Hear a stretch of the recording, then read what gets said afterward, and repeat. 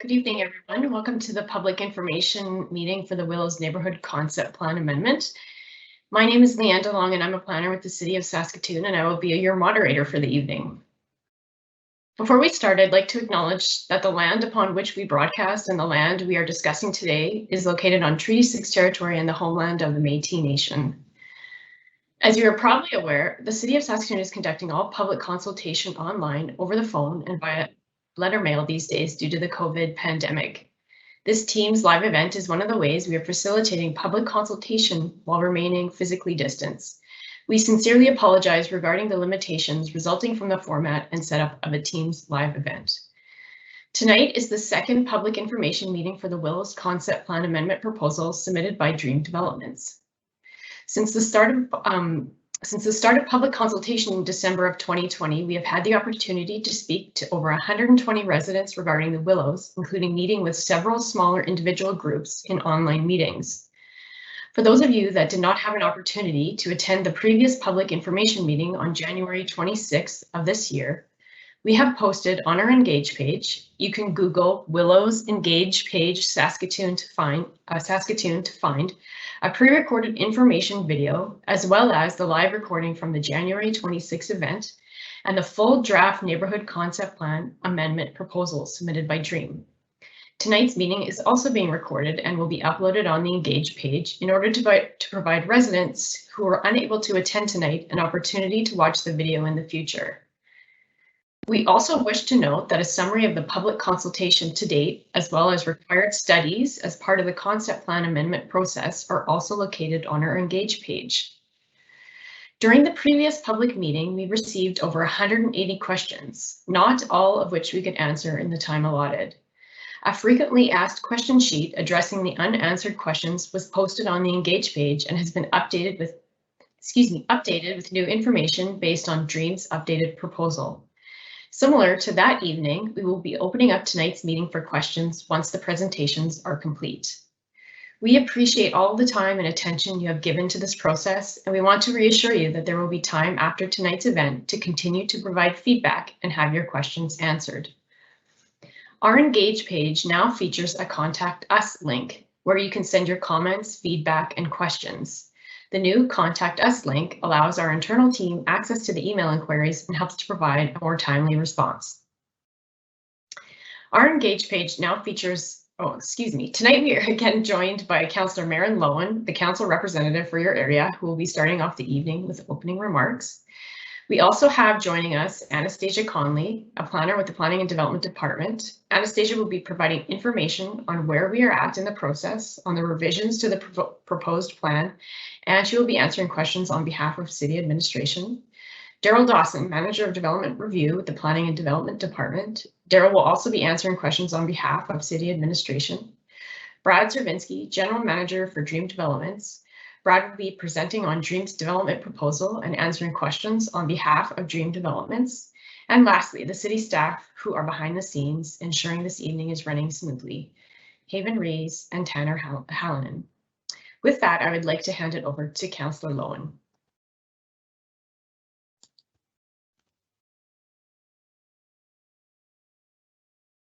Thank you very much, Leanne.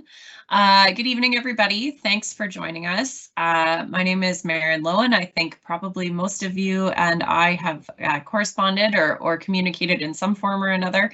And I just wanted to thank you all for being here this evening. I'm very much looking forward to the conversation.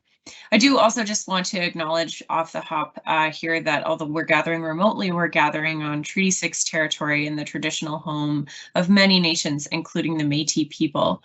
My role tonight is primarily continuing to be one of listening to feedback.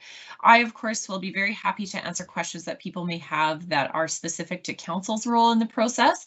And I'll do my best to answer those. But my objective this evening is to listen to the feedback and questions that you may have at this stage. And I'll be here to answer any questions that you might have for me. So I'll leave it at that because I know we have a lot to get to. And thanks again for being here. Thanks.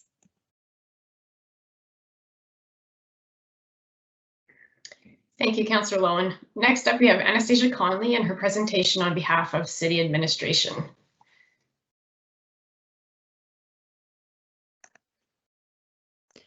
Thank you. I want to take a moment to highlight where we currently are in the concept plan amendment application process. Since public consultation began in December of 2020, when the first public notice was issued, administration has received feedback from residents of the Willows on the proposal. This feedback has been provided to the applicant and was used to form part of administration's review of the original submission.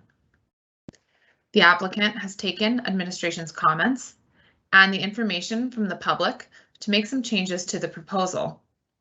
These changes will be presented to you today. Consultation will continue.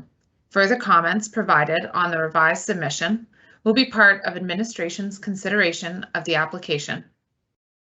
Once the proposal is finalized, administration will prepare the report and recommendations for the Commission and for City Council. Next slide, please.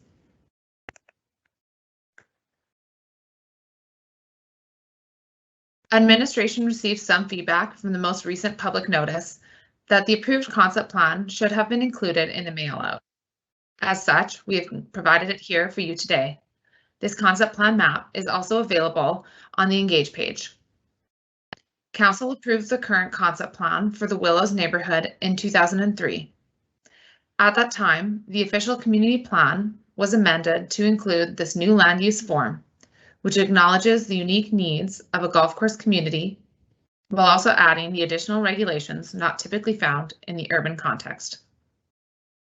The approved concept plan was set up as 2 development phases. Next slide. Many of you who received the first public notice, attended the January public information meeting, or participated throughout the public consultation will be familiar with the original submission.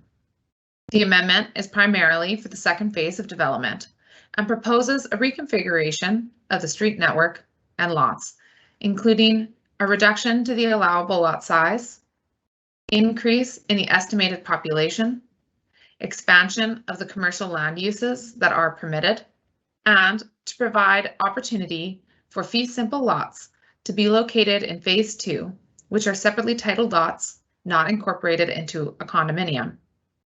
The proposal also includes the addition of the commercial parcel within the first phase of the Willows plan, which is anticipated to operate a hotel and spa if approved.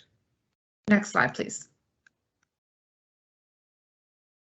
Throughout the public consultation, administration received many emails, phone calls, and was asked to participate in online meetings with residents. From this came a lot of great dialogue, and we'd like to thank residents for taking the time to bring forward their concerns and to participate in the process. From this consultation, the concerns that were brought forward can be broken down into these broader categories: the hotel and spa, changes to traffic and the transportation network, the inclusion of a mixed-use parcel, particularly the commercial land uses, a reduction to the golf course, the overall concept plan amendment process, an impact on the views and vistas, and changes to the residential development regulations. Next slide, please.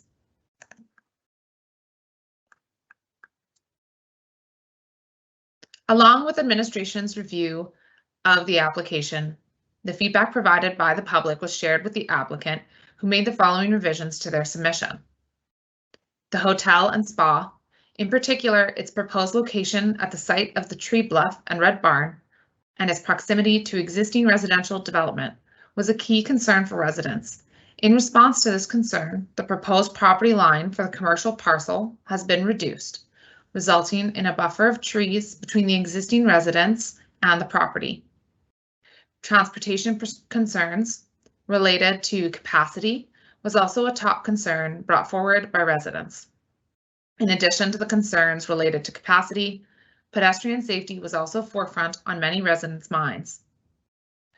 We heard concerns from residents about the Lauren Avenue ride-out only access and the additional traffic on Cartwright. This was further evaluated and has now been modified to include a right out and a left in intersection. We heard from residents that there was a concern the traffic impact assessment was not current. As such, administration asked the applicant to update the transportation impact assessment. The 2021 update is now available on the Engage page. Residents brought forward an idea for a south network design that would connect the new residential development to Clarence and remove the connection to Cartwright Street. This option was evaluated. However, the transportation impact assessment did show that the proposed network can accommodate the traffic. For reference, a road network that operated in the best capacity is classified as a level A. The transportation impact assessment did show that at build-out, the road would generally operate at a level A, with the exception of the intersection at Lauren Avenue and Cartwright Street, which would operate at a level B with the installation of the traffic signals. We do want to also acknowledge that the City of Saskatoon Transportation Department completed a traffic review, which was endorsed by Council, and the recommendations of that review will be moving forward.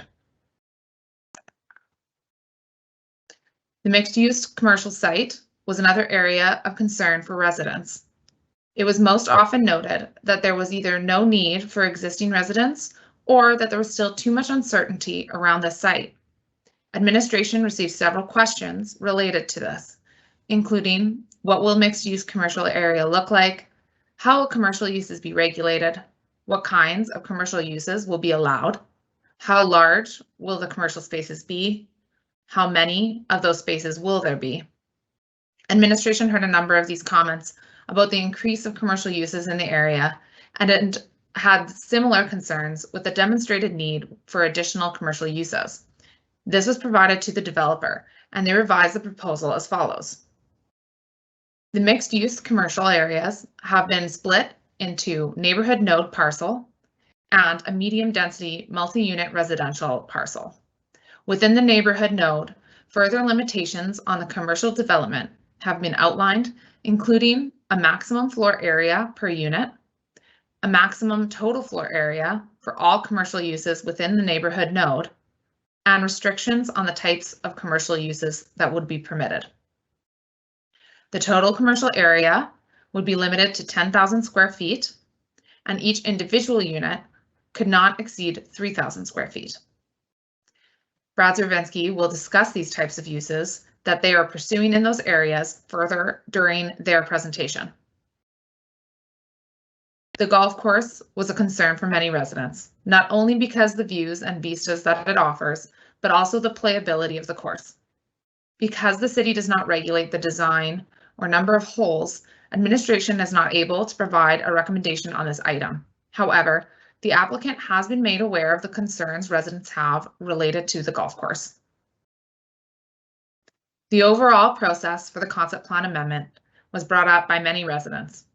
It was noted that the initial public notice timing was a big concern, and that residents felt it impacted the level of trust that they felt with both the applicant and the city. As a result, administration postponed the public information meeting that was originally scheduled for December until January. It was also noted that to residents, this proposal does not feel like an amendment, but rather an entirely new plan. Administration wants to ensure residents that we will hear and understand the significance of the proposal to your community, and that the process that's being followed is the same process that would be used when reviewing a new concept plan. Administration does consider this to be a major concept plan amendment. The views and vistas are very important to residents of the Willows and were often noted as the primary reason why people have chosen to live here. Concerns for the views were primarily related to the proposed development of a hotel, to the commercial land uses, and to the overall reduction of the golf course. As previously noted, the commercial land use parcel and neighborhood node have been reduced and further clarified. Additional landscaping requirements for the commercial land use parcel and the neighborhood node may be provided for within the regulations of the direct control district. We will be building those regulations out soon so that they reflect the final proposal when it goes forward for consideration by council. Although it is outside the scope of the city's regulations, the applicant has indicated the intention to retain as many trees as possible, to replace trees that have been removed, and to plant additional trees within their own private development guidelines. Changes to the residential land use and the regulations were also a top concern for residents. Primarily, the proposed reduction of the lot width for one-unit dwellings to 13.7 meters, which is approximately 45 feet, and that the new development may not be consistent with the existing residential development in both character and in scale. The developer has since adjusted the minimum lot width for the one-unit dwellings to 15 meters, which is approximately 50 feet. Next slide, please. This concludes administration's presentation of the public consultation process to date and the revisions to the submission. As mentioned earlier by Leanne, additional information on the application is available on the City of Saskatoon Engage page, including the map, the plan document, the Transportation Impact Assessment and 2021 update, the Natural Area Screening Study, the Market Study, and the Site Feasibility Analysis. Brad Zervinsky, General Manager of Dream Developments, will now present on the revisions to the proposed amendments for the Willows. Thank you.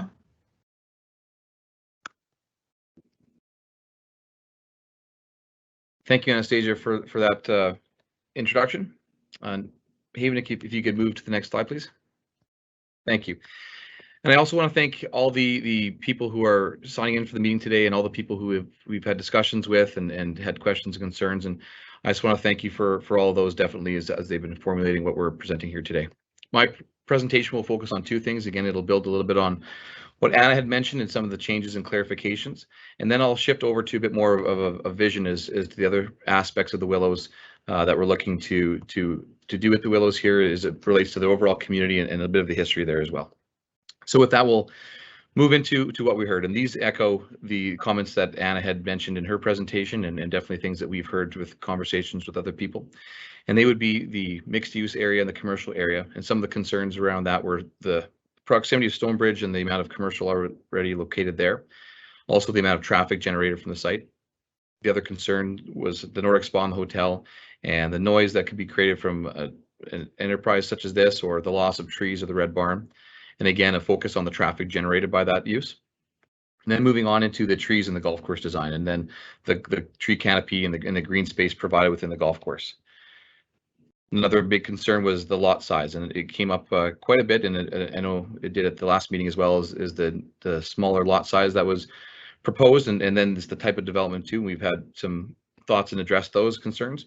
And then again, just in traffic in general. And this was one of the root concerns that really was kind of the backbone of a lot of the different things, whether it be some additional residential within the area as the plan proposes, or the additional land uses such as the Nordic Spa Hotel and the commercial area.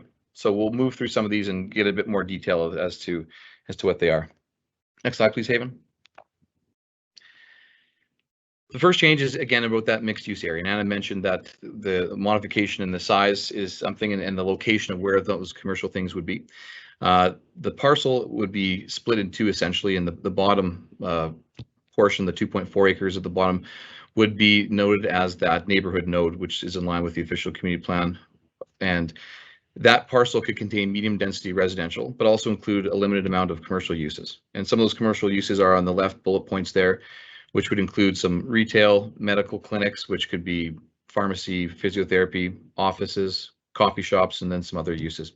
And then just to give a further breakdown of how those roll up into the total and the limit, we did look with and work with Urbanics on an overall market study for this area, for this type of walkable commercial area.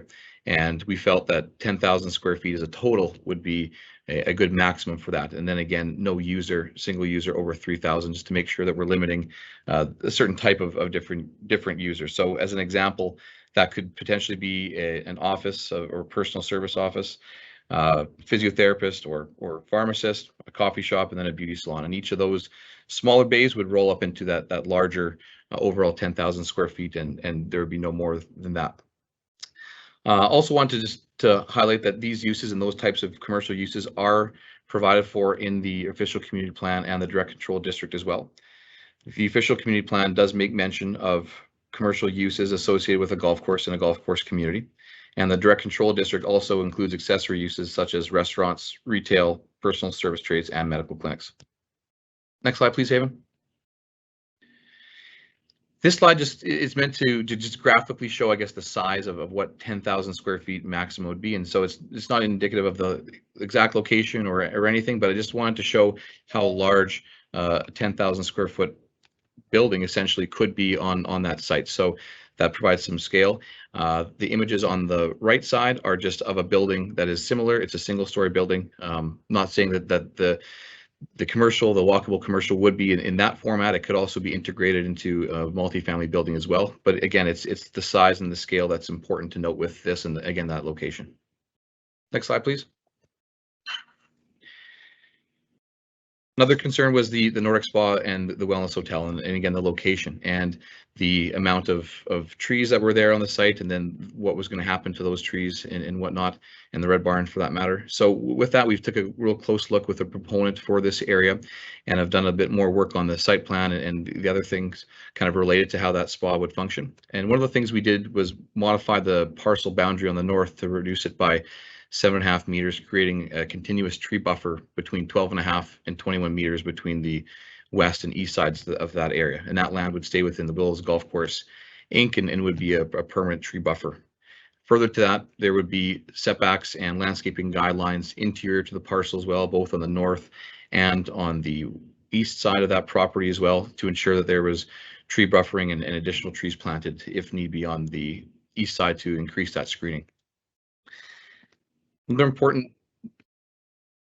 key piece of this is the orientation. The building orientation is shown to be running north-south, with the primary windows of the hotel facing both the parking lot area and the golf course, such that none of the primary windows of the hotel are facing the residential areas to the north.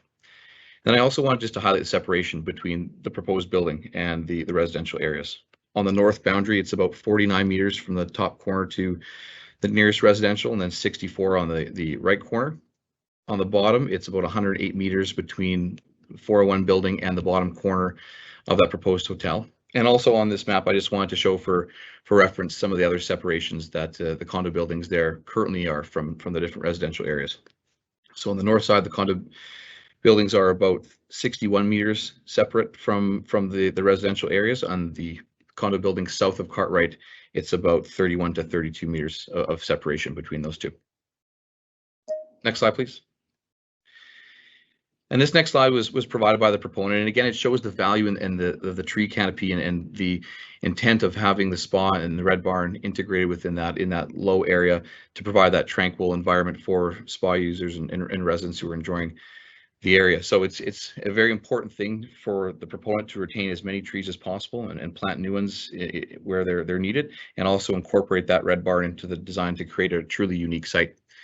And the other note I mentioned just before, and it'll be on the top side, is just some additional tree planting and screening that can be done in concert with the DCD4 document to ensure that there's some more screening taking place on that side for the golf courses. Next slide, please. Further, just about the lot size and tree canopy, and this relates a little bit to the golf course, but I'll mention a bit more about that in the future.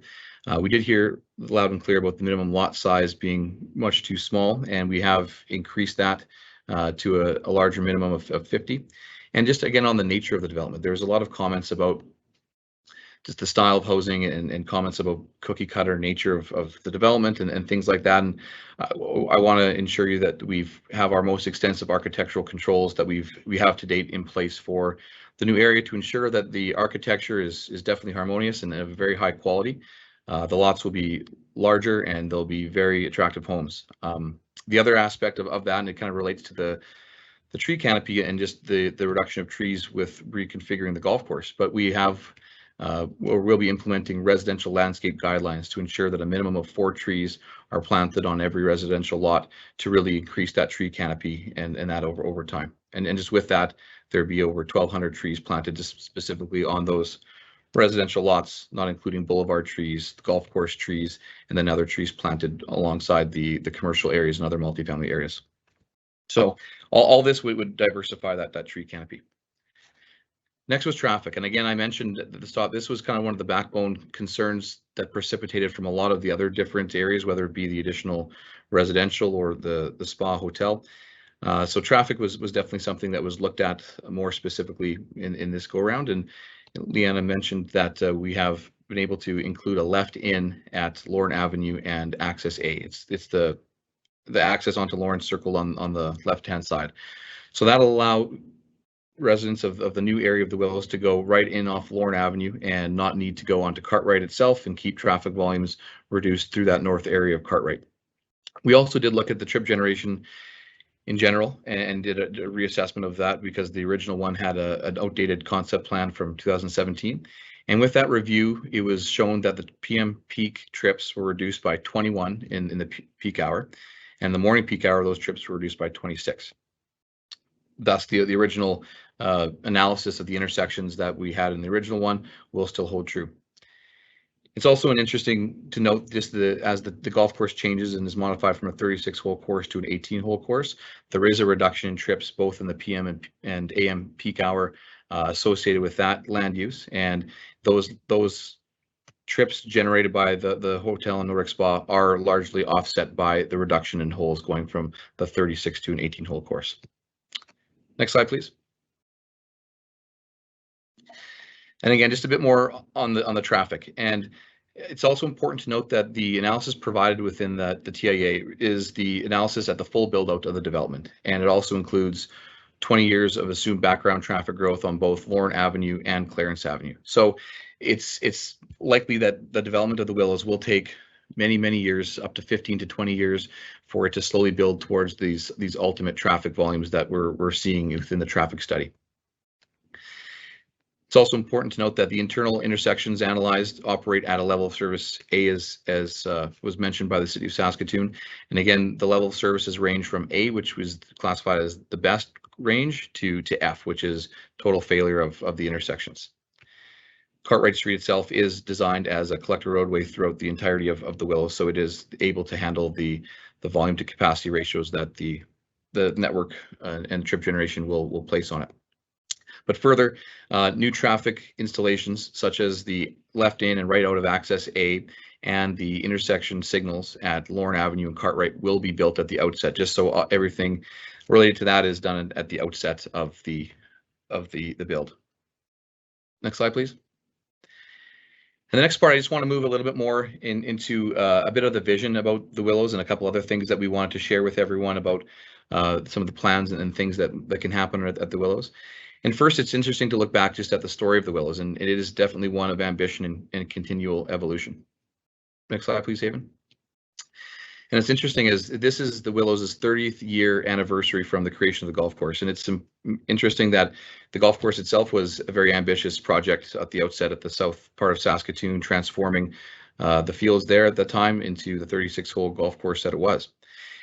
And then moving forward into the early 2000s, another large change, and definitely something that was unheralded at the time with the creation of Saskatoon's first golf course community. So the Willows itself was continuing to evolve and become something different. And then finally, in the last chapter, completing that and adding some more amenities to the area, creating something that is more than just golf and a truly special place to live. Next slide, please. And with that, life well lived is lived at the Willows, and we really want to showcase some of the other amenities that we're intending to bring to the Willows development, not only in the clubhouse itself, but all around that area as well.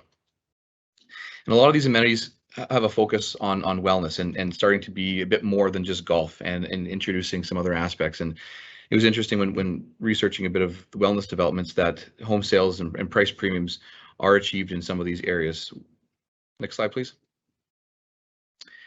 And then what is wellness and what are some of those things? And the below list here kind of shows and highlights some of the key themes that drive what a wellness community is. And the Willows does have a lot of these already in place, and also does have the ability to kind of stretch and reach for some of these as well. So, you know, with the outdoor lifestyle, both on the golf course and the other amenities, whether they be the rocking trails or the park spaces, there's a lot of other things that are created here to make this a very special place. Next slide, please. And a lot of these transformative things will start at the clubhouse, and really a reimagining of that, and investing in the infrastructure that we have is a comment that was made to us several times before too, is just really to put more into some of the assets we have, and we fully intend to do that. So with that, we would like to do a new golf course rebuild completely of that clubhouse, both on the inside and outside of the whole area, bringing it up to modern standards in a lot of ways that the building suffers from poor mechanical systems and whatnot, but also add amenities for residents and members alike. So by that, adding a fitness facility into the building, having a members homeowners lounge with the golf simulators and a bunch of other different kind of options included in that clubhouse, whether they be programming for the residents and everything within the community itself. Next slide, please. Further, there's a whole list of other outdoor amenities and different programming and things that we want to bring to the Willows to really encapsulate that wellness feeling. With that, we want to make it something and have spaces for all seasons. So the first part of that is something we started this year would be the Nordic ski trails, and also having other outdoor areas where people can relax and enjoy the winter seasons as well. So skating rinks, both with warm-up shacks and kind of a smaller area for kids, but also larger areas on some of the ponds for other people to enjoy as well. We also want to introduce sport courts and other things to the Willows area. So we want to make sure these are flexible, but that they're provide enough options for the different residents and members of the area. So pickleball courts, tennis courts, basketball, those types of things is what's envisioned within that kind of sport court area. Pools and splash park or splash area, and it's probably more so pool than splash, but it's another place, another amenity where residents and members can go to relax, do laps in the pool, have another amenity that they can use in those nice summer days. And then further, again, I mentioned in the clubhouse, the dining and lounge and increasing in that atmosphere and creating something a bit new on that side. And then the fitness facility as well, that would be included within the building itself. Next slide, please, Haven. And I won't read this, but I wanted this slide just to be in here, just so it was kind of shown on text what the overall vision of the kind of community focal point is that encapsulates all these different uses in and around the clubhouse area. First being the neighborhood node and the small retail services that kind of supplement that what's in the clubhouse, the other areas. And then further the clubhouse amenity area outside of that, and the Nordic Spa and Wellness Hotel as well. And this graphic, I'll move to another one in a second, but it just kind of shows the kind of the itemized list roughly of where the different amenities are located within that overall community focal point. Next slide, please, Haven. In this image, it looks like a little bit stretched, but it still shows the intent definitely. So I'll just walk through some of the areas within the community focal point. First would be in the top right, the red barn integrated into the Nordic Spa area and inset within the tree canopy and maintaining and preserving as many of those trees as possible to really create that tranquil environment. Next, we would be moving across Cartwright and more so in the southern part of Block 18, and that would kind of be the area that could have some of those small commercial uses, things that are there for the daily walkable convenience for people to enjoy, but also obviously not grocery store, hardware store, things that are obviously in Stonebridge. Obviously, it's far separate, and the intent is different on that side. Moving south, we move into kind of the sport court area where we would see either pickleball or tennis, basketball, and maybe have these things designed in a way that they could be almost interchangeable within each other. Adjacent to that, there would be some additional walking gardens and another gazebo area that could be used for weddings or other events. Moving south, we go into the clubhouse itself. I made mention of kind of the renovations and investments made to that clubhouse in a real wholesale manner, both inside and outside, and creating some of those spaces inside for members and homeowners, whether it be the fitness facility or the members lounge and golf simulators, and just a bit more programming around that. And then moving south of that, there would be the pool and kind of cabana area. So pools, maybe one or two, a spray park area for kids or grandkids, and then a food service that would supply both the pool side and then also the side exterior to that for the golf course itself, and then the kind of skating icon that you see just to the left of that small building next to the pool cabana. So again, that's kind of bringing into more of the spaces for all seasons, these types of things. Within that area where the skating rink would be, we would have fireplaces and sitting areas and different things where people could gather and again get either a bite to eat or a drink from the cabana food service area. In the wintertime, there would be a warm-up area for people to warm up in, whether they're skating, putting skates on. We could have skating on the larger pond, and again, this could be our launching pad for the cross-country ski Nordic area. And then moving a little bit further south from the pool area into kind of the driving range location.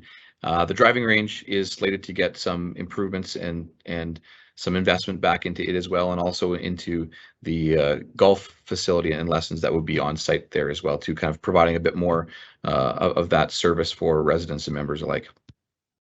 So this whole area kind of sums up that community node and that amenity area, and it really does create a very vibrant community and definitely spaces for residents and people for all seasons at the Willows. Next slide, please. And now we'll move into the golf course. And this has been a definite concern, and I have heard from residents even just the maintenance of the current course and how it is being maintained relative to other courses in the city. And the Willows does struggle with irrigation systems and other systems that are very antiquated and outdated and really provide a lot of difficulty for the Willows staff to maintain at a high level that matches the residential area. So with that, we plan to rebuild and really create a course that number one can be managed to a very high level, but also is very, very enjoyable to play and very playable. And with that, we've hired North American golf architect Doug Carrick, very renowned. Next slide, please, Haven. In North American has done courses in Predator Ridge and a lot of other different courses in Canada and the United States as well that are very well renowned. And Doug's philosophy is that of kind of creating different and distinctive features and intriguing characters. So we're really looking forward to Doug bringing his design prowess to us at the Willows. Next slide, please. And I just wanted to show a slide again that kind of shows the overall area. Oh, if you could back up, please, Haven. Thank you. Just shows the overall golf course and the amenity area in the center, and then just how everything is woven together. So the 18 that is proposed would have the Xena 1 as the start and wind its way around that side, and then go through a new 9 on the west side. And that 9 could use some corridors that were established from previous golf holes, some green locations and whatnot, but it will have Doug's own feel definitely from that, but also still maintain the character of some of the holes that we all know, such as the Island Green. Another thing to note with this and the overall investment into the course and clubhouse is also the modifications to the Xena side. So with the overall course, it would be the right time to make modifications to that area as well, to fix tee box locations that are maybe problematic that we've noticed or residents have noticed, other aspects of the course that could be improved, and then also making sure that both the new 9 and the Xena 9 play as one and are compatible with each other. And I appreciate it's probably hard to see because I can barely make it up myself, but the left has the kind of the scorecard area, so it kind of shows the proposed par, obviously the range. So from the blue tees, it's just shy of 6,500 yards, and from the blacks, it's just over 7,000. So it's definitely can be a course that's stretched out for seasoned golfers. Next slide, please. And then finally, just kind of bringing it back again to that residential component. And kind of about the character of those. So again, I mentioned this will be our most extensive architectural controls that we have ever done to date, and it'll have a very high focus on the architecture and the aesthetics of the homes, but also a very heightened highlighting the natural landscaping and the landscaping plans. Each home at the time of submission will also need to submit a landscaping plan diagram complete with tree species, everything for their front yard landscaping components, and any hard landscaping areas will be tried to be reduced and kind of neck down to provide a lot more naturalized landscaping out in the front. And again, this is something that we're looking to increase that tree canopy as we develop within the area and make sure that that the Willows is full of natural green space. Next slide, please. You can probably just skip that one. It's very, very similar.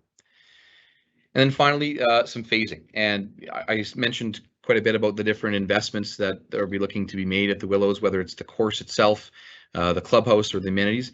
And a lot of people might be interested in when the plan might be for some of those things.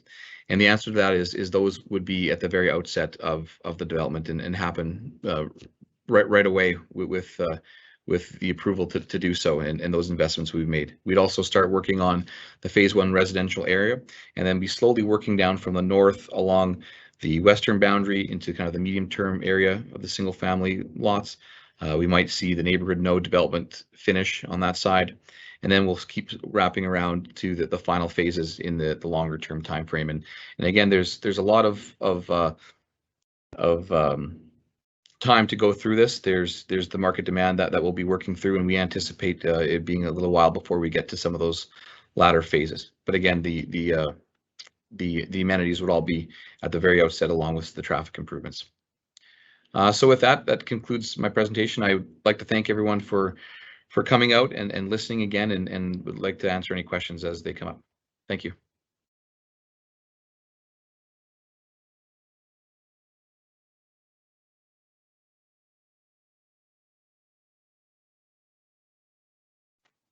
Thank you. And Anastasia. There's a bit of feedback there. Someone has their mic. Right, thanks. As mentioned at the beginning of the evening, we will now be taking the opportunity to respond to questions. On your Teams live application, you should see an icon with a Q&A function, and it looks like two small chat bubbles. One of them has a question mark on the inside, and once clicked, it should display the title Live Event Q&A. If you would like to submit a question or comment, click on the Ask a Question button at the bottom, and this will take you to a My Questions tab where you can type a question into the Ask a Questions box. And as we open up the questions, we just ask that participants be mindful and respectful in the asking of the questions and the stating of comments. We are going to be publishing all the questions and comments along with the recorded event for all to see, with the exception of submissions deemed inappropriate because of profanity and such. And if you see a question that you would like to have answered in the feature tab, you can mark it with a thumbs up, and this will help popular questions rise to the top.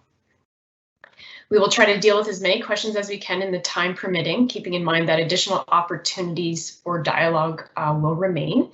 And during this question and answer period, we will also be responding to similar questions in a single response in order to answer as many questions as we can in the allotted time.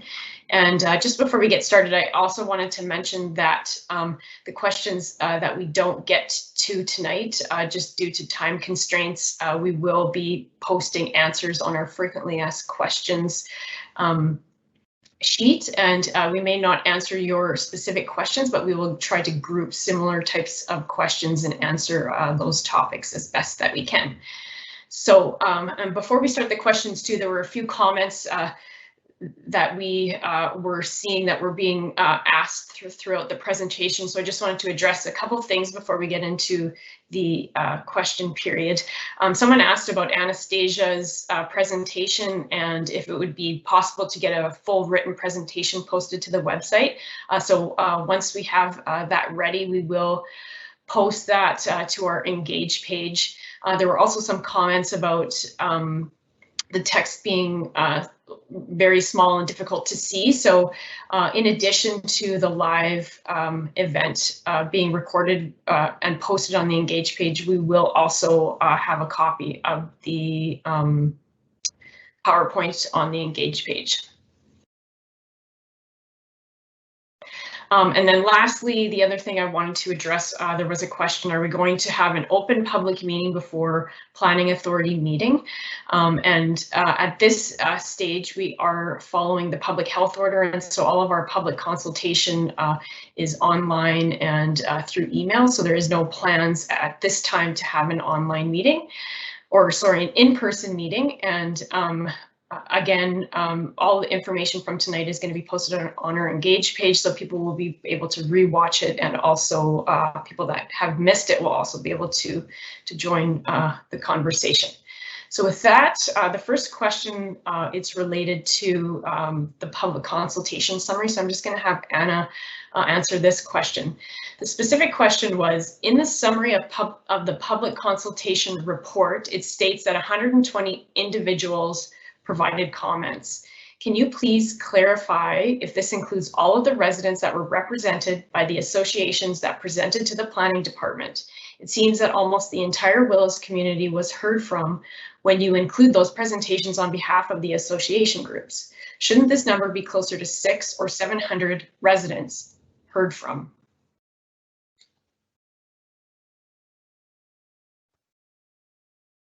Thank you for that question. Yes, the number 128 comes from the number of submissions, individual submissions that we received. We did have meetings with a couple of the condo associations, and then a few meetings as well with groups of residents that had requested them. The condo associations, however, they don't represent all the people who live within them. So we are still counting the individuals that we connect with, although, you know, those meetings are, of course, very valuable in understanding a lot of the perspectives and the things that those condo associations are hearing from their residents. So that's why it's the 128 number, just based on the either written phone calls, submissions, or submissions through, you know, that number will be going up with submissions through the online form now as well. But that's why you're seeing that number.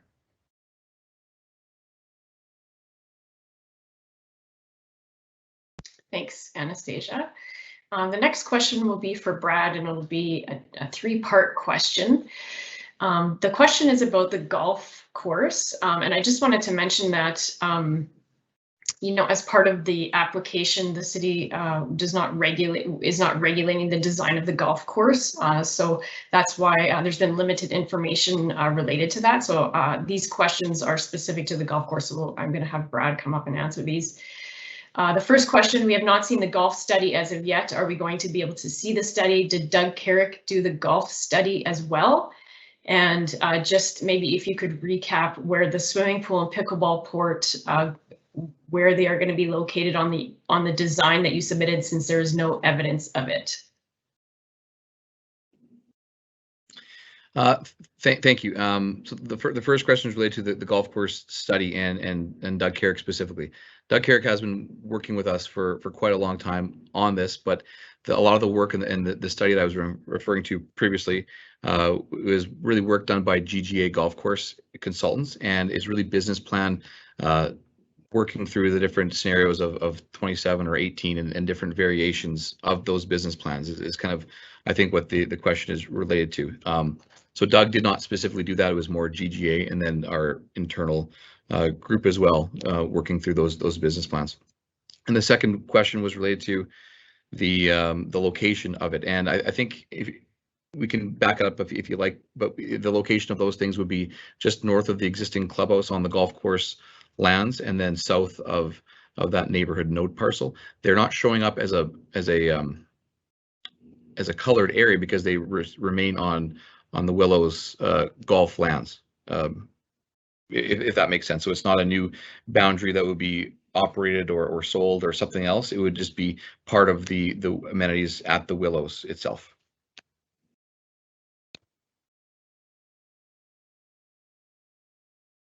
Great, Brett. I'll just have Brad come back up here and answer a couple more questions. The next one is, what is the plan for the triangular piece if land on the north end of the the Willows near Lorne Avenue and Cartwright?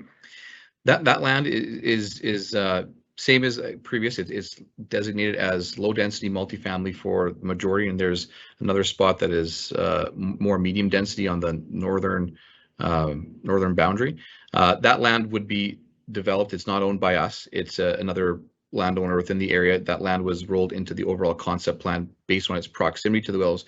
But we have been working with that landowner, and we'll ensure that the same architectural controls and how that area is developed is the same as what the Willows is itself. No tire burning plants. I know that comment came up last time. Okay, and another question for Dream, and then I will have the city follow up this response. What is Dream's rationale for moving to fee simple with respect to the new properties? I think we answered this other times before, but it comes back to the original OCP and the new nature that the Willows provided at the time of being a new golf course community. And those regulations were put in place at that time to safeguard the city against unforeseen impacts to its service levels or other rates. So because time has lapsed and we've been able to demonstrate that there are no unforeseen impacts related to the Willows development, that these new lots could be fee simple in this area.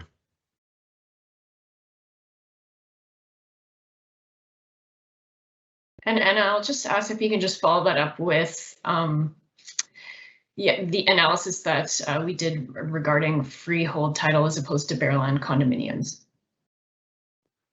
Yes, so as part of the submission, Dream had requested that the city take another look at the requirement that had previously been on, or is currently on the Willows for condominium developments. And so as part of that, we did look at the infrastructure that's being proposed with this plan and the network that's being proposed, as well as the increase in the densities and the changes of land use. And evaluated that against, what the anticipated tax numbers might be in terms of the revenue. And so in doing that work, found that there did not appear to be any adverse impacts, as Brad indicated in his comment. And so that's why this is able to be considered now at this time.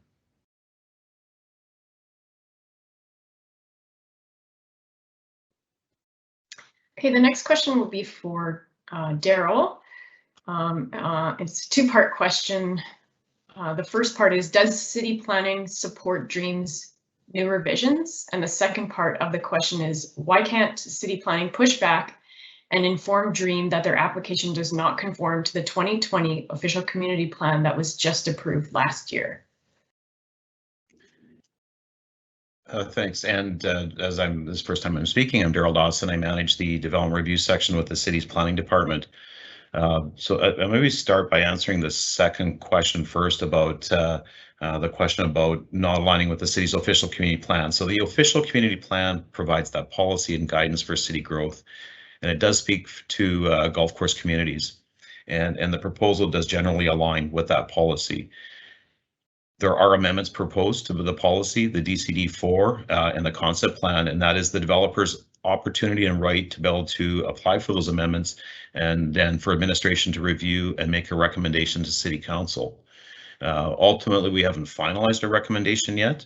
What we're looking at is Dream and how they respond to comments and questions and concerns that we've heard from the neighborhood. We do look at that there is going to be development in this area, so it's about how does that development align and how are they responding to questions, and then we'll finalize our formal recommendation before we go to when we write our reports later this year and present those to committee and council. So I think it's important to note that if there isn't alignment, that's why Dream has made an application to amend those documents that we're addressing and dealing with.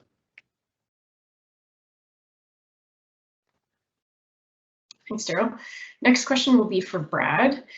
Currently, the red barn is not used in winter, so tree canopy is sufficient buffer in summer when trees are in full bloom. If the spa is going to be utilized 4 seasons and be located within the tree canopy will not be a sufficient buffer between the spa when they lose their leaves in winter. What additional buffers will be used to create the buffer in winter?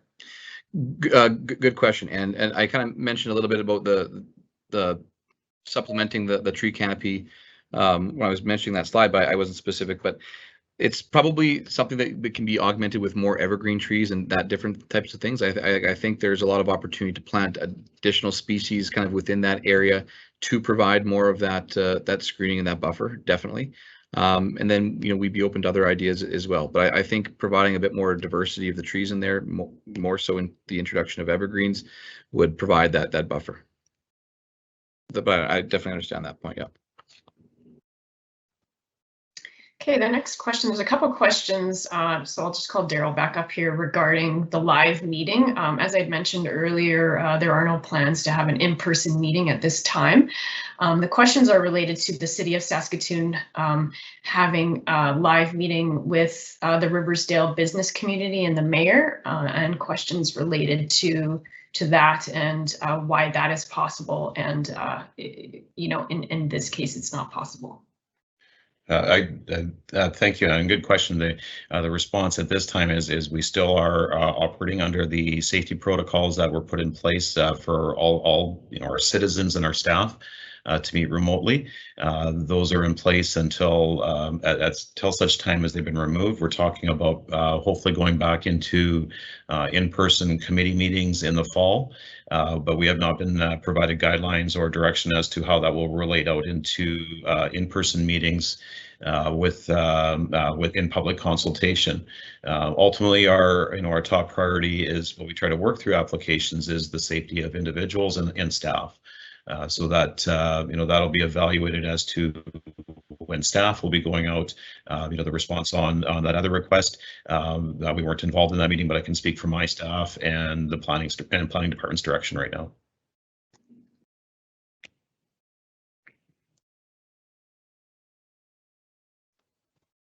Thanks, Daryl. Next question, I will have Anastasia come back up here. The question is, will property tax assessments reflect the different lot types within the Willows, meaning existing bare land condo homeowners are maintaining areas that will be otherwise covered by property taxes for future residents in future phases? Thank you for this question. So this is a good opportunity to, I guess, clarify how some of our review of the tax and the fee simple kind of comes out. So for tax purposes with the City of Saskatoon, we take a holistic approach to our tax revenues and to our operating budget. So all taxes collected across the city, no matter what neighborhood you're in, go into the larger pool for the operating budget for all other areas of the city. So all taxes collected will provide, road maintenance in one neighborhood and then the next, but depending on the schedule. In terms of the actual assessments itself, the tax assessment for a condo property is different somewhat from the tax assessment for a fee simple property. And how that works is that condominium properties are compared to other condominium properties, and fee simple properties are compared to other fee simple properties. And if you would like more information on that, we can definitely provide a quick link to our assessors page, and they'll be able to answer those questions for you at greater detail. But essentially, that's the high level response to that.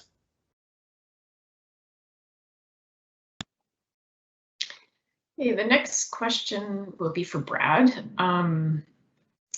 It's about architectural controls that were discussed. Will they be specified in the amendment document and be a must, or are they subject to future adjustments and relaxed when future phases slow down? So before Brad comes up here, I just will mention that the architectural controls that were spoken about are not going to be part of the DCD4 amendment. The proposal is, the application is proposing increased landscaping regulations under the DCD4, and that would be for the commercial sites. But what Brad is going to speak to will relate directly to his proposal. Right. So building off of what Leanne said, they won't be part of that document, but they'll be available for other people to look at and review and make note of. Will they evolve over time? I don't really think in wholeheartedly, but as a neighborhood such as the Willows and the time that it might take to do this, there might be other styles or different things that are brought in to kind of reflect more of the architecture of today. I know some of the styles that we have in here are a little bit different from previous ones we have done, but they do reflect definitely some of the desire for people that have these areas.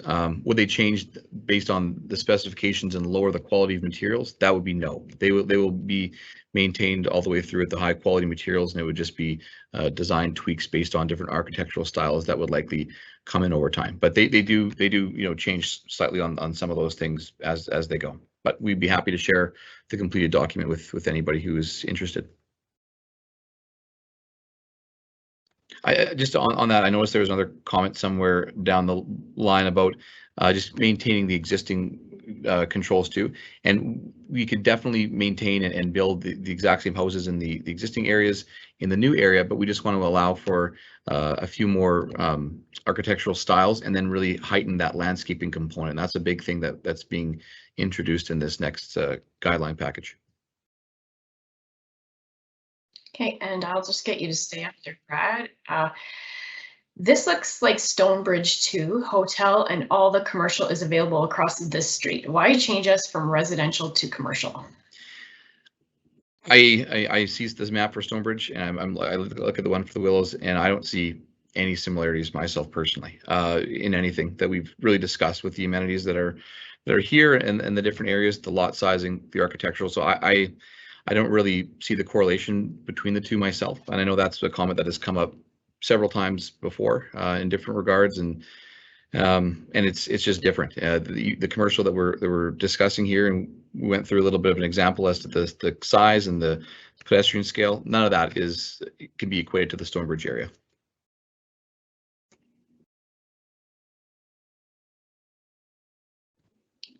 Okay, and then also another question about the golf course. Given the very large expansion in golf in the last 2 years, is the GGA business plan now completely out of date? Willows sold out of memberships this year and did other local golf courses.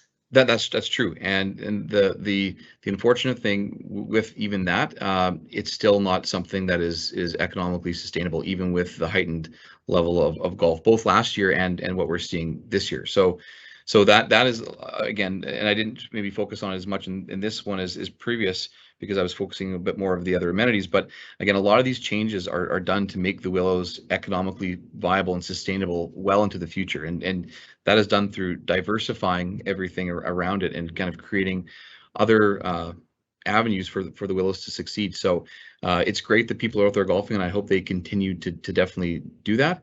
But it still is, it's not changing things enough where the golf course could be economically sustainable in its current state. And what we're trying to do is preserve that golf course and make it the mainstay of the neighborhood. Okay, another question for Brad related to the golf course membership. How many current Willows residents hold golf course memberships, and why would they have any control over Dream's decision to change course layout? I think the last stats, and maybe this is last year's stats, but I think there's about 5 to 6% of the Willows residents hold memberships, which unfortunately is a little bit lower than other golf course communities that we've seen other locations, but it's about 5 or 6%.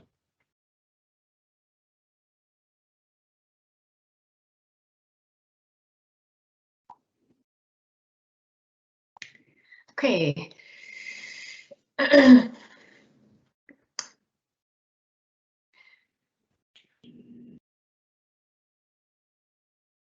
Okay, next question again for Brad, sorry about that. Would you consider locating the proposed commercial development to the triangular piece of land rather than in the heart of the Willows, where it seriously affects the original intent and plan for the Willows? I think, I mean, the location of all the cluster of amenities, and if you want to go back to one of those plans that kind of show it, they all work well kind of in concert with one another, and kind of having them all be kind of in that walkable location centrally. So, you know, for some of those reasons, and you know, the tree canopy and the integration of the red barn and kind of preserving it in that manner, that's the kind of that central node that is kind of created from that, and I think there's a lot of strength in something like that.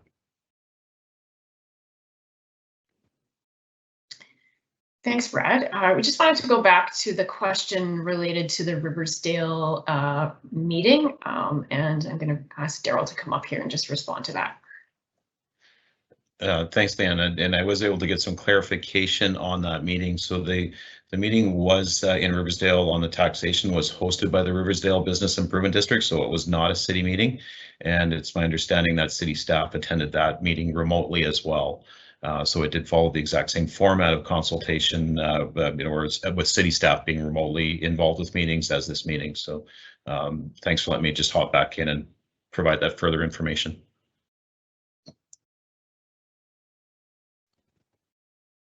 Thanks, Daryl.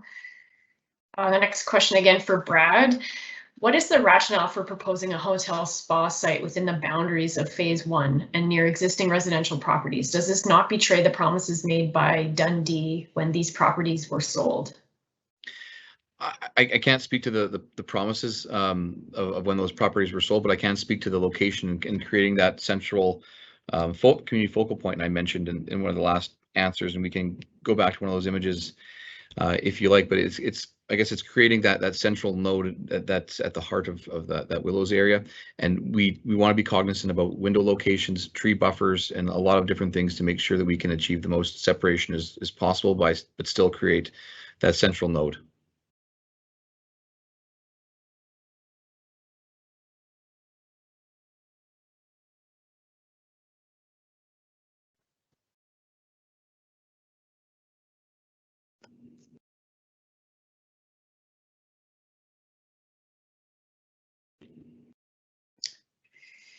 Okay, the next question I'll have Daryl come to answer this one. If the city is already prepared to opt for the developer's plan re fee simple, do the residents have any hope that there will be more to considering residents' concerns than the financial considerations?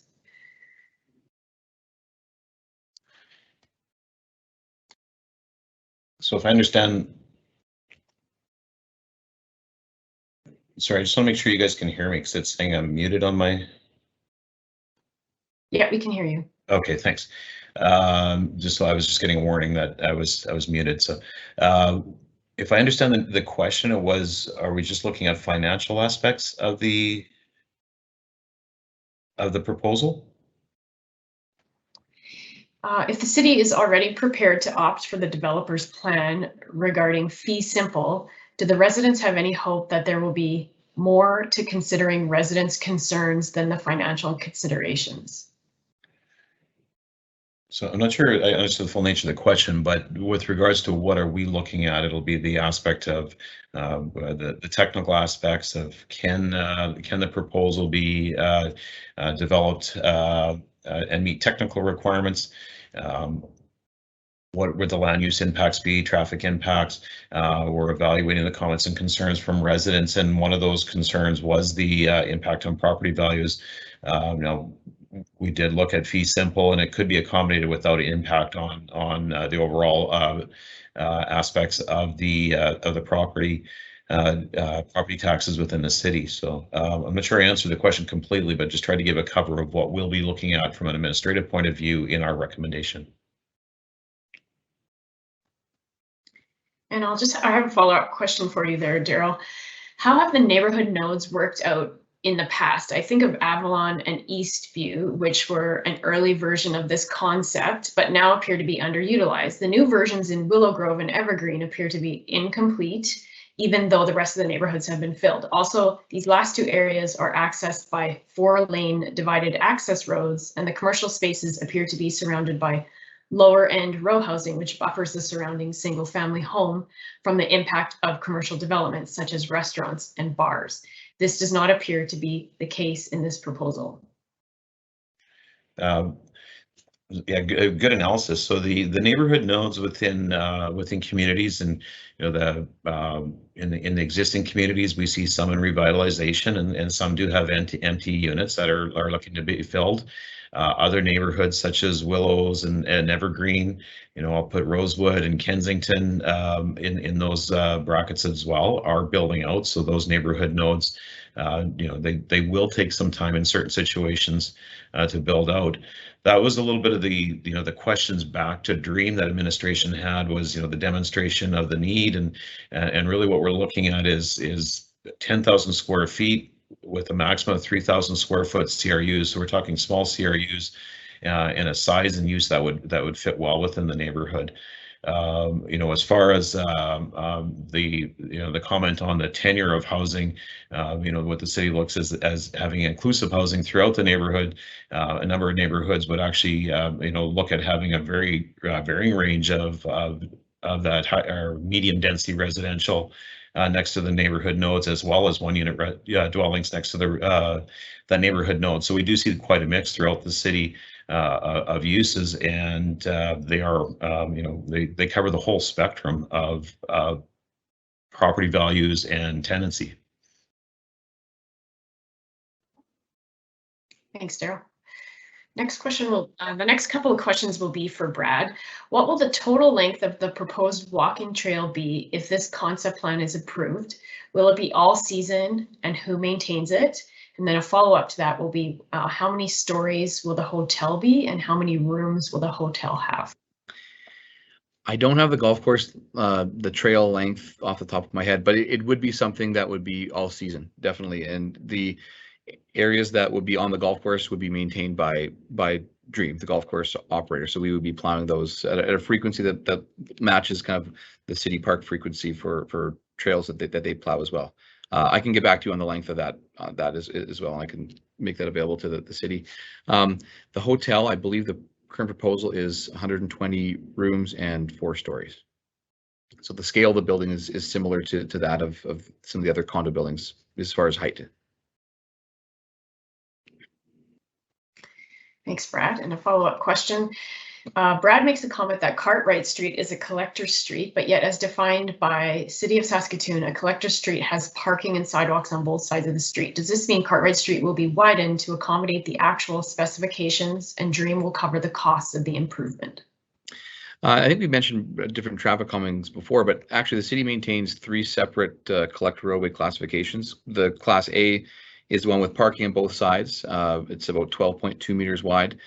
Class B is 1 parking lane, and Class C is the same, is I think 10.5 meters in width, but no parking. So the road in the Willows and Cartwright, I think it's the width of Class B, but it is prohibited parking. So parking is not allowed on that street, but it also has the travel lanes that are adequately sized based on its collector status to handle those traffic volumes.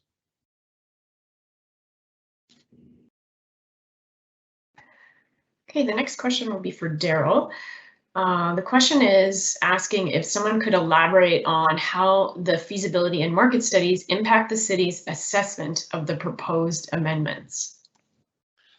Absolutely. So within our analysis within planning development, for a number of applications, we will ask to ensure that the developer provides us with a feasibility study and a market analysis.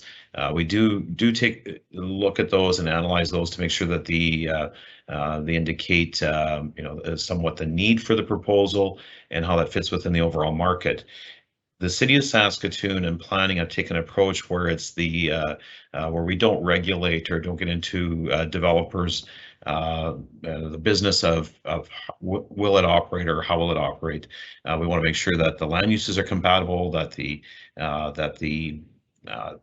surrounding land uses will work, the infrastructure is there, but as far as the operation of a business, we would not deny an application because of that.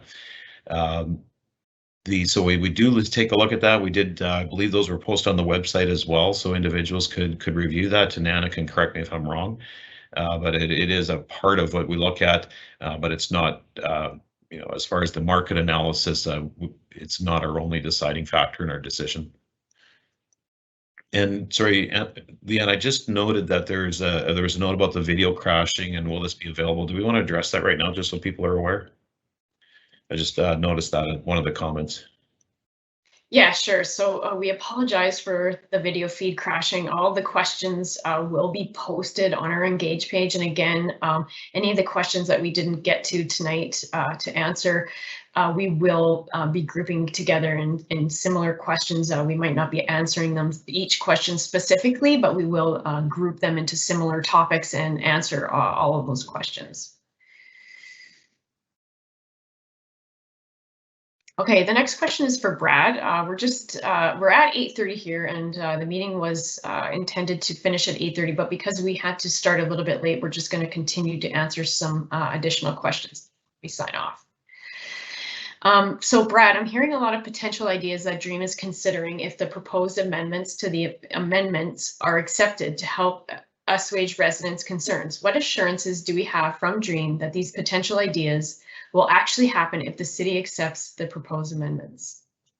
I mean, it's definitely our intent to do all these things, and we would be putting our plans in place and submitting building permit applications right away with all of those things. And we can share that when it goes in with the city, so people have a strong view of our intent, and you'll see it the very first year that things start changing. So other than that, I mean, showing you that we're doing it with those submission dates, I definitely be open to sharing things like that with people as they come up, and ensuring that we're doing this as outlined.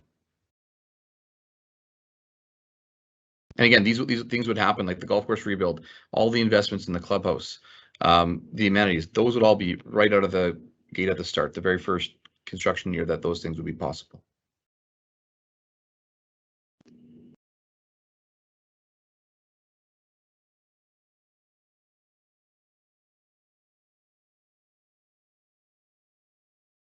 Okay, the next question again is for Brad. Will there be options for more wellness at the clubhouse? Homeowners Association options like other cities? I moved from a great community association in Southern Ontario and would love to see more community involvement.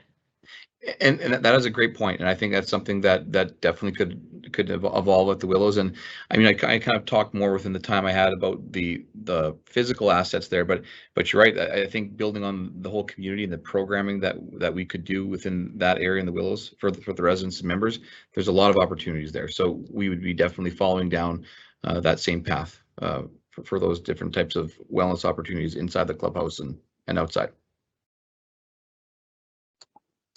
Okay, the next question for Anastasia. Is the residential noise bylaw for the Red Barn, or will the residential noise bylaw for the Red Barn continue to be enforced? And actually, Daryl's going to answer this question. Actually, I can jump in that yes, the noise bylaw would apply. So there would be no change with regards to the existing noise bylaw as it pertains to properties within the Willows. So the simple answer is yes, it does apply.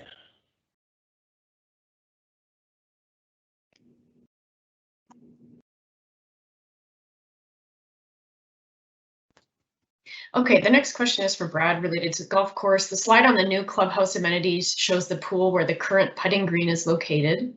In addition, the chipping green is located where there will be a future road and or housing. How is the practice facility going to be improved exactly? Where will the chipping and putting greens move?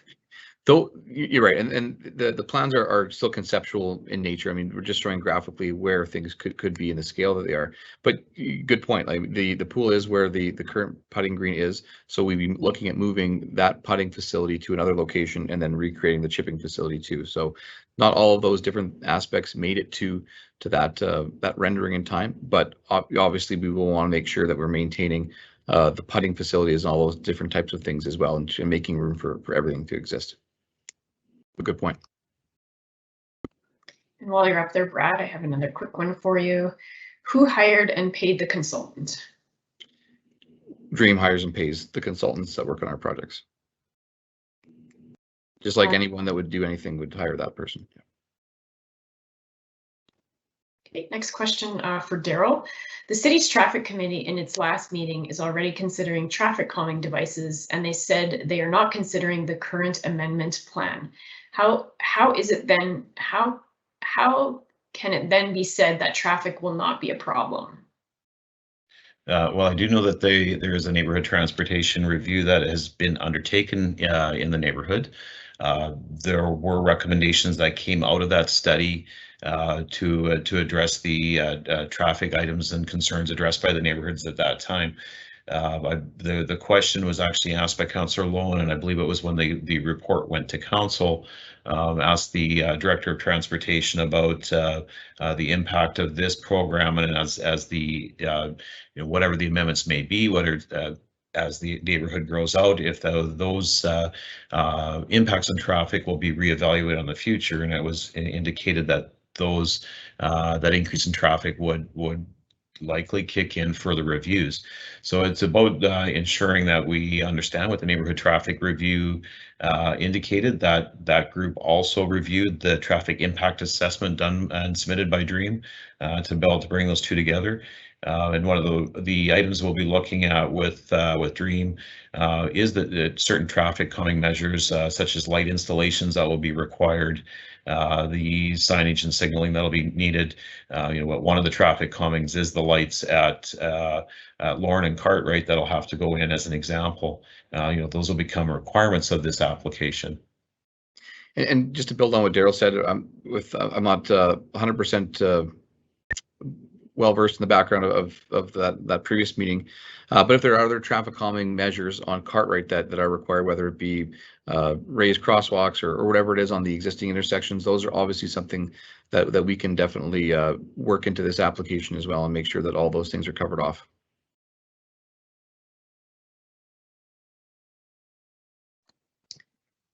The next question also for Brad. The original proposal had all development on the west side on the clubhouse. Why not keep it there?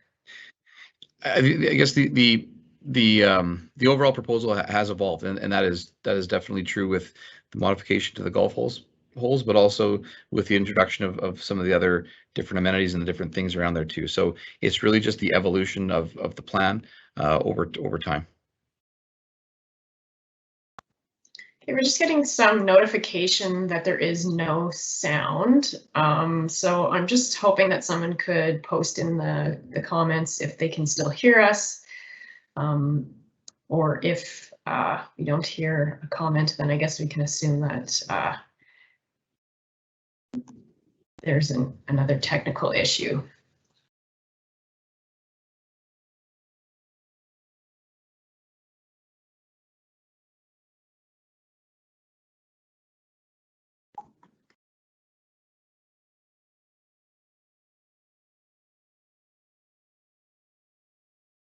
Someone's just going to check on the sound, so I can hear you. Okay, great. Thank you for doing that and responding there. Appreciate that. The next question is for Brad. If this amendment plan is to increase property values, why are some current owners now having trouble selling because of the proposed commercial development? I guess I'd be interested to talk about the specific instances about that, because I guess maybe it's hard for me to say about that. I do know people in different units that have sold in the Willows because of the potential for some of the things to change as well too. So I think items like that might be more unit specific in nature. The slide about this, the wellness neighborhoods and developments having a heightened property value, that's just the diversification of some of the amenities, and then the people that have interest in some of those things just can kind of widen out maybe the market that you could look to catch from. So I guess that's the comment I would offer to that question.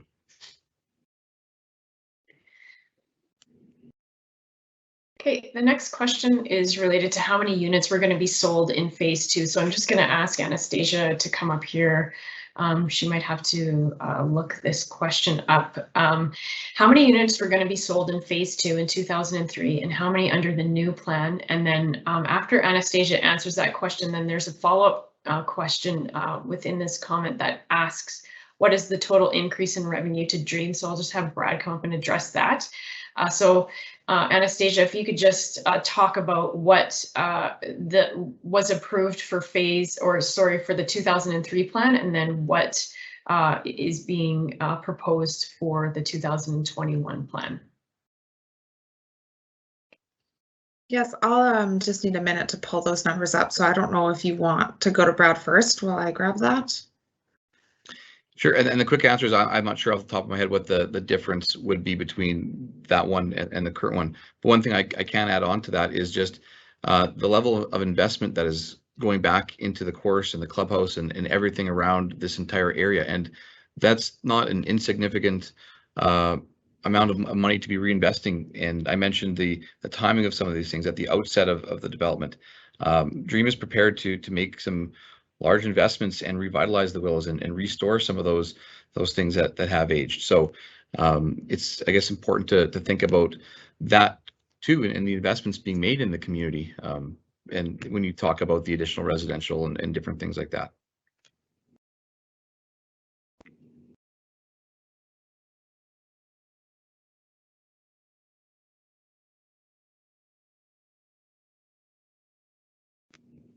So it looks like the estimated number of units for the original phase 2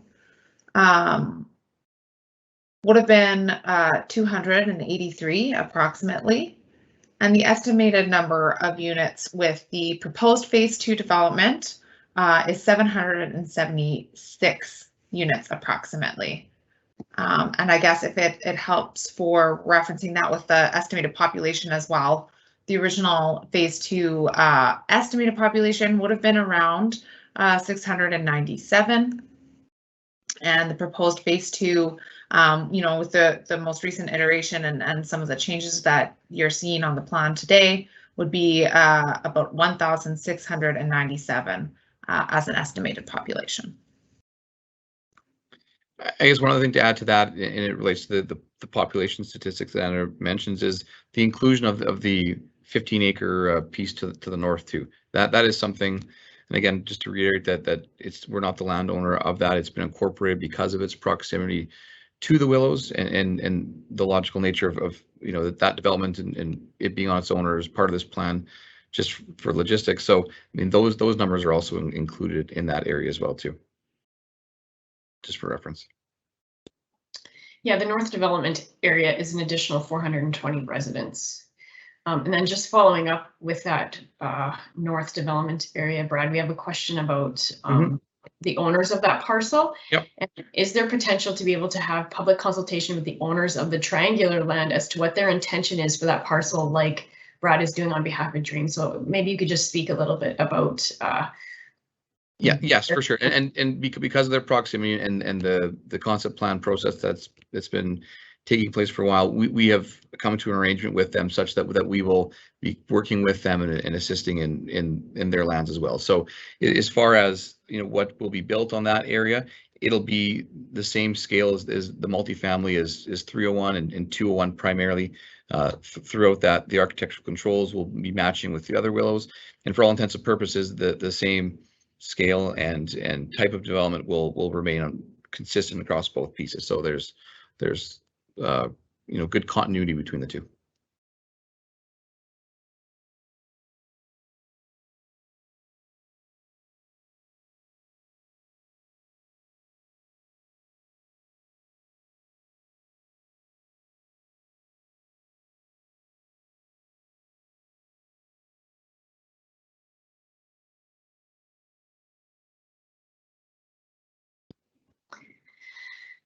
Okay, the next question, where will the delivery / garbage / servicing area of the hotel be located? So this question will be for Brad, and the follow-up then to that question is if the hotel is even approved.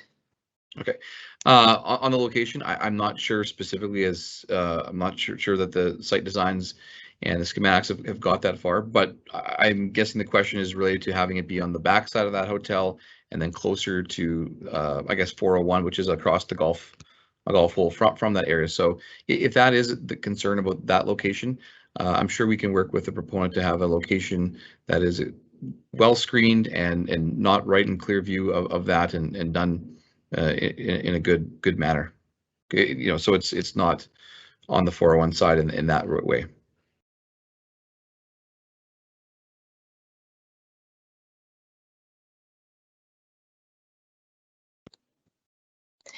Okay, the next question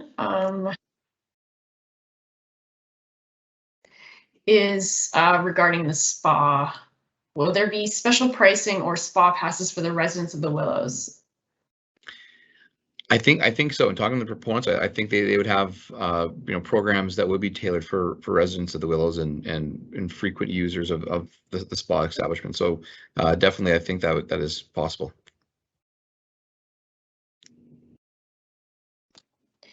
Okay, and I think we are going to follow up with one more question. This I'll direct towards Anastasia. I saw several of the submissions by residents and condo associations, and pretty much all of them mentioned the sheer size of Dream's new housing expansion as a concern. Oh, shoot. I just lost the comment there. So basically, so I apologize, it just popped out of my view there, so I don't know if I'll be able to find it. So essentially this question is asking about why the large concern related to the amount of residential, so the density and intensity of residential wasn't addressed in the summary. So I'll just ask Anastasia to come up here and just provide a comment on the summary and how that's being addressed. Thank you. Yes, thank you for that comment. Concern related to density did come up throughout the consultation. We did find it was often related, you know, not only to the density and potential increase on transportation, but that it was also related often to the proposed decrease in the lot width and the change that might have on the residential character and scale of the neighborhood. And so in the overall summary, we did kind of break that comment into both being part of the transportation related concerns and part of the residential development regulation concerns. But density did come up, and thank you for highlighting that today, because that was a concern that we did hear from residents.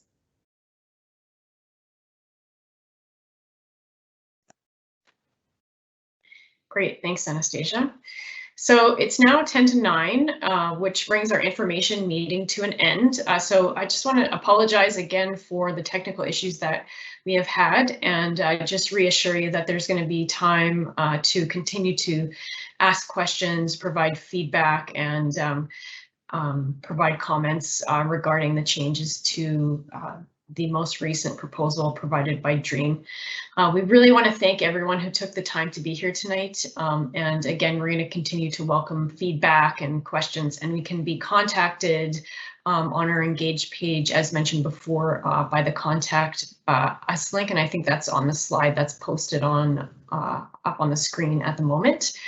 So City Administration will also be continuing our technical review, including formulating a final recommendation based on the additional feedback that we will have been provided on the proposed changes and ultimately on the final draft proposal submitted by Dream Developments.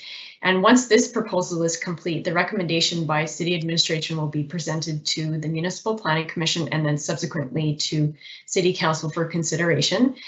Dates have not been set for either of these meetings, but when the dates are finalized, we will be updating our Engage page and we will be sending out notification by mail to all residents in the Willows. And just to note, the earliest date for the start of this process would be August or perhaps September. Thank you.